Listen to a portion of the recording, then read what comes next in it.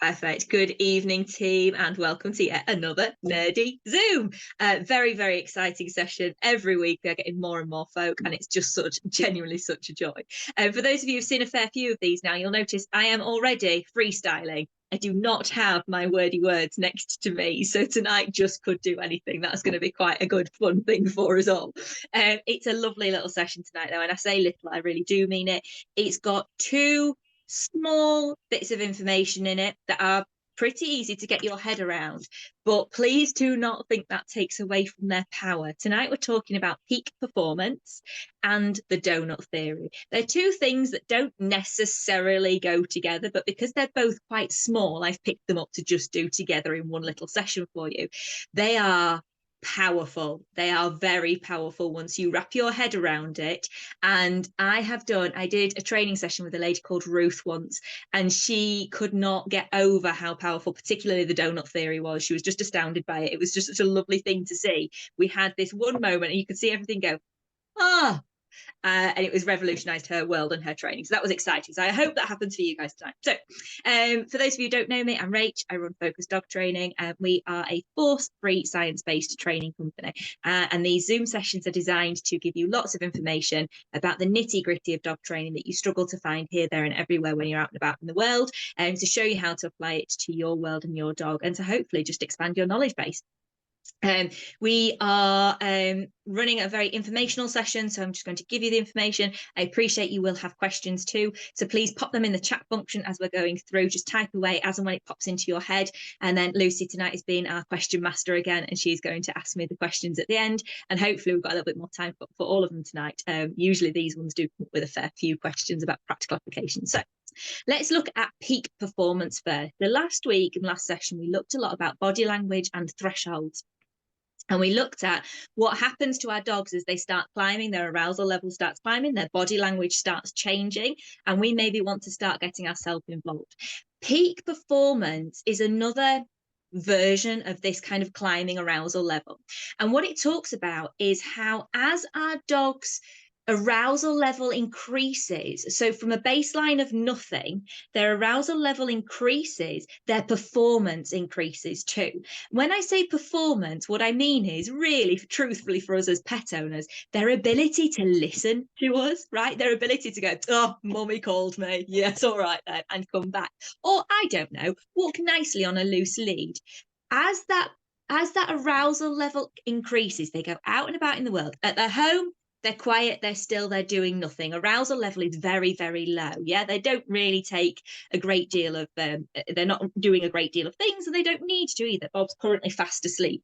His arousal level is low, but also his performance is pretty darn low right now too. He's not performing particularly well. He's sleeping, okay? As he wakes up and starts to potter around, his arousal level will increase a little bit, and his ability to listen to me will increase too. His ability to do the things that I'm asking him to will increase.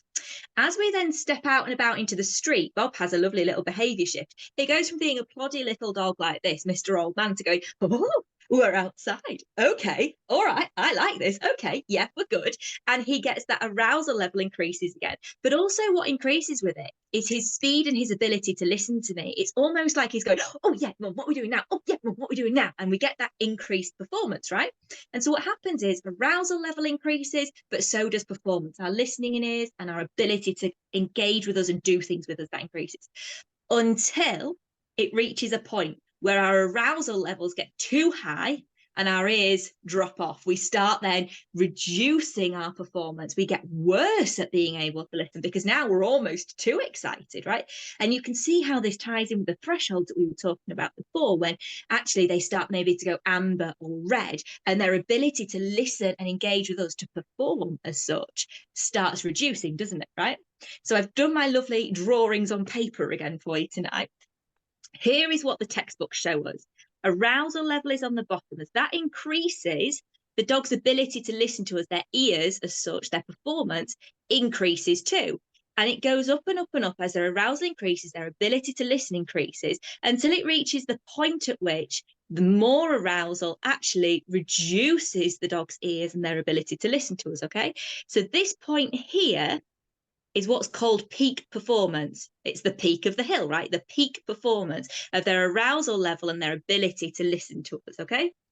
Every single dog has a different peak performance level, and it's in a different place dependent on where they are in the world. If they're in a field, or if they're in the woods, or if they're near a person, or whatever it is, their performance is always going to peak in a different place. The clever thing about knowing this as an owner is that you know that when their arousal level gets too high, it is absolutely going to reduce their ability to listen to us. It's absolutely going to reduce their performance level.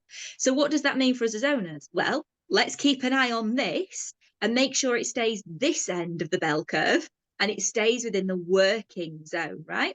Now, I would personally pick somewhere around about here to be working my dog at most of the time. I don't need them peak performance, because I don't really like the fact that that might kick over for me at some time soon. So for me, certainly when I'm walking other people's dogs, when I'm out in that role, I keep the dogs hovering around here. They have a good ability to listen to me, and they're excited and they're having a nice time. I want them to have that experience. I want them to enjoy that and have that arousal level going up as they're out, because that means they're happy, right? But I don't want it to kick over. So I want to make sure it hovers here or below. I might push my own personal dog up here because I want to work him at his level. But that's me being a dog trainer and being a fancy pants person, really just pushing the dog for the sake of pushing the dog. Do you know what I mean? Most times working them down this side is absolutely fine. Now, one little quirk to just chuck in here is the picture here. It's not quite a perfect bell curve because I drew it and I'm not great at my artwork, right? But in the books, when you see it, it's this bell curve. It goes up and then it goes over the hill and it comes back down again and it kind of levels off again. But you and I both know that's a bit of a lie, don't we? I know that scientists are very good and I do put a lot of stock in science. I definitely do. But the reality is that that's what happens, isn't it? They get to the point where they just cannot hear you, and their ability to listen doesn't just tail off, does it? It absolutely drops off the face of the earth. It's more like the cliffs of Dover. Off they go, up, and they just fall off. So adds more weight to the idea that actually, as an owner, what we'd like to do is hover them somewhere around here, not right up here. I don't really want my dog to be hitting peak performance, peak moment of, oh, they're listening and they're spinning on a dime and they're doing everything incredibly well. But anything that they come across that's going to send their arousal level up is going to knock them off that cliff, because then I've got a deaf dog and a dog that cannot perform for me and cannot do anything. And actually that puts us all in a slightly compromised position and we're not all particularly safe. So the question then becomes, how do I know where my dog is on the curve, right? That's a legitimate question. How do I know where my dog is in terms of arousal level and peak performance? Well, the answer is you're only going to know through a load of trial and error. And that is the unfortunate truth. Knowing your dog's green, amber, and red behaviors are incredibly helpful here, because clearly a red behavior is somewhere over here, isn't it? A red behavior, they've fallen off that cliff. And I would argue an amber behavior is probably just starting to fall. The green behaviors are all here, yeah? Dogs can show us amber behaviors that are not necessarily worried. We've talked about this before, didn't we? They get that fizziness about them and they get that like woo-hoo-ness about them. But when they start sticking, they're not at peak performance anymore, are they? They've passed it. If they're sticking and they're struggling to listen to you, that tells us quite clearly peak performance has been passed. We need to bring them back down a little bit. So I'm quite happy for my bodgy dog, the dog that's bodging around the place, to get a little bit giddy and have a little bit of a giddy on, and we can have a bit of fun with that. But as soon as they start sticking, I think perhaps my peak performance has been surpassed and I'm going to start pulling them back down again. And that's going to mean that your listening ears stay really quite high for you there. And I think that'd be a really fun thing. So that's peak performance for you, both the textbook version and the Rachel's lived this and seen it enough times to know that that's not the case version. So peak performance is there. Donut theory. I need you to literally park what we've just been talking about, because donut theory does not have a direct correlation immediately, obviously, to peak performance, to arousal levels, to thresholds, to anything like that. It will do as we start talking through, but primarily it's a very, very different concept. So We're just picking up concepts and putting them down. Donut theory is a Rachel. It's an absolutely 100% my theory. There will be some form of research about this somewhere in the world. I cannot believe for 1 second I'm clever enough to figure out something that somebody else hasn't. That cannot be the truth. However, I have never seen it described in the way that I can describe it that makes sense to people. So it's a Rach special, and that's what you're getting delivered tonight. It's observed behavior delivered at donut theory. Think of a sugar ring donut, one of the traditional circle donuts with a hole in the middle of it, okay? The edge of the donut is how far away your dog is happy to go away from you if there's no distractions around. Green dogs, okay? The edge of the donut signifies how far away the dog is going to go away from you. You are the center of the donut. So if we were in the middle of a donut and we put it on the floor, I'd put a finger in the middle of it and that would be you, okay? Now, what that means is as you're walking around, your dog has a circumference around you that it is comfortable existing in, and it will have a natural edge to that circumference. It will have a natural borderline that it gets to, and it slows down or it stops at and waits for you to catch up with it, okay?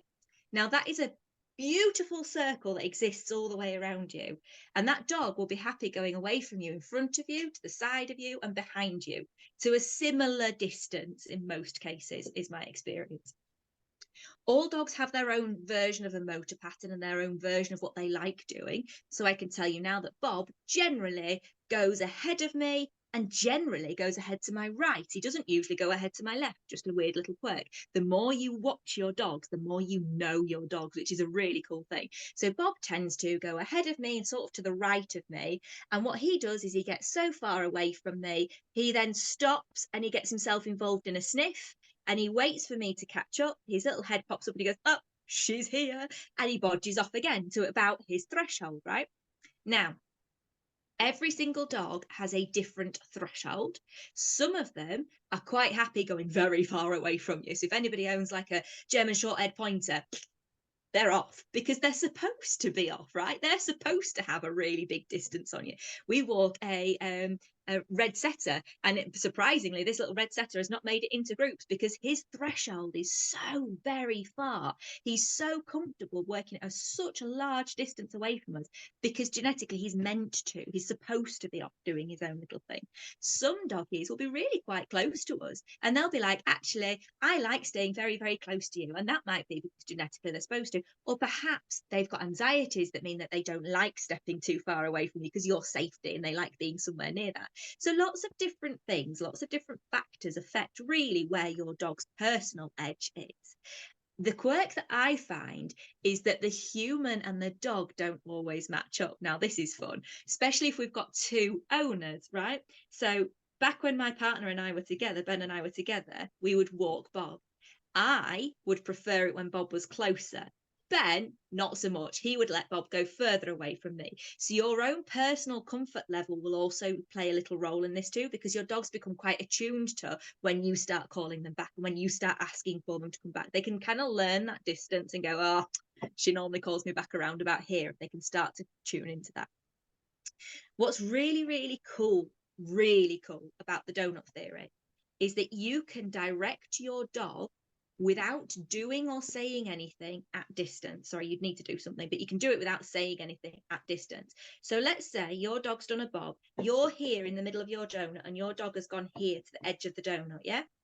And you think, over there, if I keep walking along this path and pushing my dog along the donut, then we're going to bump into a person. And I don't really want to bump into a person. This only works if they're off a lead, by the way. You've already figured that out. I'm sure I didn't say that clever bit at the start, did I? Sorry. But obviously, if they've got choice in it, they're off a lead, aren't they? But if you're thinking, I'm in a field and I'm walking over there, and if I keep on my path, the dog is going to keep on its path too. We're going to bump into these guys. If you go, don't want to do that, I'm going to change my direction here. What happens is, imagine your fingers inside that donut. You pull the donut along with you, don't you? So your dog's going to get to the very periphery of that comfort level that it has, and it's going to go, whoop, she's off. And it's going to come over and it's going to come back within that donut space. This will not work if you've triggered your dog's, oh, moment if they've seen the distraction and they've gone amber, because we know that amber dogs need help, don't they? Amber dogs can do the thing, but you have to help them. Walking away from them is not considered helpful. That's not a help. Okay, what you want to do is go and get them there at that point and help them out, don't you? But what's really interesting is if you walk towards your amber dog when it's off a lead and you haven't got its attention, what you sometimes do is accidentally give them permission to go forwards to the thing that they've just seen. Because what you've done is you've closed the gap between the two of you and you've essentially pushed your donut further nearer the thing. So watch your dog really closely. If they're at the edge of their donut and they've gone amber, you might need to be verbal in your help. You might need to be very, very visual in your help. Your help might look like, I'm standing still. I'm not pushing the donut on. I'm choosing to stand still, but I know you need a little bit of help coming back to me. So I'm going to go, hey, and I'm going to do all of this sort of stuff to catch their attention and hopefully give them that help that they need to turn and choose to come to me. At that point, absolutely. First of all, they're going to get a reward because we went through this last week. They just made a really hard choice. They need a good reward. But I might then choose to take our donut elsewhere and go along with it, okay? If they've gone red, they absolutely will breach the donut. They will leave your donut space and they will go to whatever it is that they've found, okay? That is a very clear thing. When you're in the field, mess around with it. So you can do this on a long line. If you don't quite trust your dog off a lead, or you don't quite trust what I'm telling you, which is another one, that's fine. I get it. Sometimes it's got to be seen to be believed, this one. Put them on a long line, let them get to the end of it, or use it as a no whoops button, and you can literally just walk around and look like you're drunk. Just change direction that you're going in. I'm going over here now, and I'm going to turn around and I'm going to go over here now, and try really hard not to say anything. It is so hard when we're so used to going this way, try not saying anything and watch what your dog does, because I suspect very strongly that they're going to go, whoop, she's going, and they're going to look at you like you're a bit weird, but they'll run to catch up with you. If they do run to catch up with you, give them all the love in the world, because they did make a good choice there, didn't they? So give them a little treat. Well done, sweetheart, clever kid. Come on, then off we go. And then let them go ahead of you and then change direction. This does also work for dogs that are behind you as well, because what you'll find is the dog that's behind you, if you stop, what you've done is you've given it permission to stay there because you've stopped the donut moving, right? You've given it permission to stay where it is. If, however, you think, fucking hell, come on, we need to move on because we're never going to get home at this rate. If you keep moving, your dog will come with you because you've pulled that donut along with you. You've pulled that distance along with you. This is really, really clear. And I appreciate you're not all walking multiple dogs, but if you're walking multiple dogs, it's so clear that you are the person in control, when actually we often think it's the dog that's in front that's in control. We often think that we're keeping up with them. But if you stand still and if you've got a dog in front of you, a dog behind you, you'll see what happens. Equally, if you walk that way or walk that way, it's really interesting. It's one of the key things that makes a very, very good dog walker out there, that they can push and pull the rest of the group with them based on where they are in the world. So the other things that affect your donut, affect the circumference of your donut, is your speed. So the faster you go, it's a little bit like physics, right? The faster you go, the bigger your donut is. And the reason it's bigger is because you've put arousal levels up. And as arousal levels go up, dogs are generally faster and they're happier to go a little bit further away from you in general. Also, if you bang stop still dead, because what happens is they go, bored, and they go off and get themselves into mischief. Yeah, that movement, keeping that donut going, is very, very key to keeping them coming with you. And you can absolutely change where they're going in and out on their walk. Very, very helpful stuff there. So 2 concepts, not directly related to each other. There's a little bit of crossover because there's crossover in everything in the dog world, but 2 very, very cool concepts that if you can mess around and play with, I think you'll suddenly go, this is a bit cool. This is really cool in terms of getting them to listen to you and getting them to do. Has anybody got any questions on those? I've not seen any coming through. No questions yet, so I'm going to ask one. Excellent. What happens when you're walking in a group to the donut?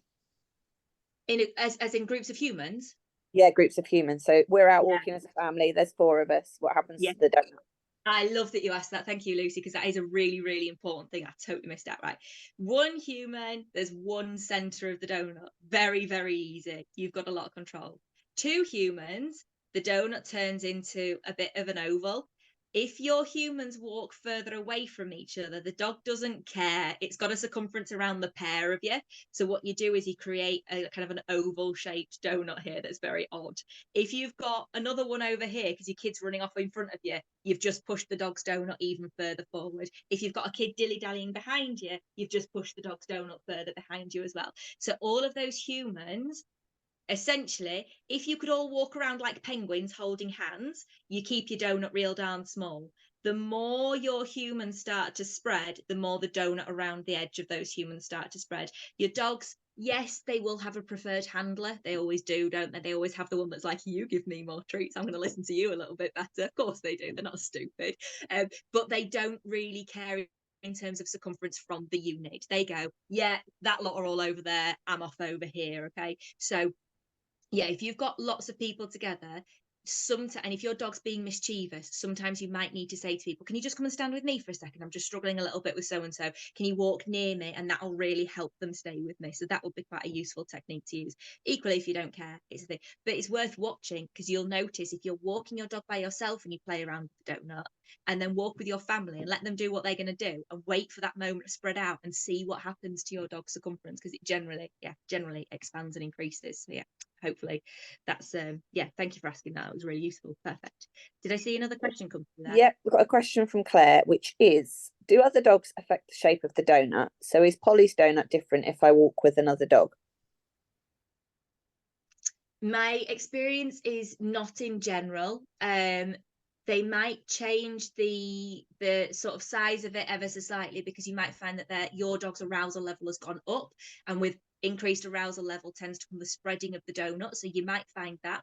You also might find that if that dog is what's classed as a distraction for your dog, that it just blows the idea of a donut completely out the window. If your dog's here, their dog's here. If your dog is like attached to this dog, and we see this sometimes in dogs that are worried and nervous, they look like they've got a mate, but actually what they're doing is they're just kind of sticking to the dog that's near them to just be like, if I stick with you, it's all okay. And sometimes they can like carry on. If you notice that your dog is not moving independently in this donut and they're stuck to this dog, what you've now got is a dog who actually isn't in their own donut. They're attached to the other dog. So they're now using this dog's donut. If they stay independent in there, you tend to find they keep their own normal-ish donut. It tends to be a similar size, a similar shape. It might be slightly enlarged. You might find that their behavior changes within it. So like I said, Bob tends to be often to my right when I'm solo walking him. But if he comes in a group, he's actually often behind me. And that's his choice, because he would prefer the other dogs to be in front of him, that he's still operating within that same distance for him anyway, same distance donut from me. So his distance hasn't changed, just his position within the donut has changed. So you might see those sorts of changes happen as well when there's another dog in there. But yeah, in general, it depends really what your dog is doing with the other dog in there, whether it's a distraction or not, I would say. But yeah. Happy? Amazing. I think that's all the questions come through. And look at that. I did it in a shorter time than usual to make up for those long sessions that I did before. Thank you so much for your time this evening, team. Again, as ever, absolutely, truly wonderful to share that with you. Good luck. Remember your long lines if you don't trust me or you would like to mess around safely. They're very good for you. And happy donuting. See you later.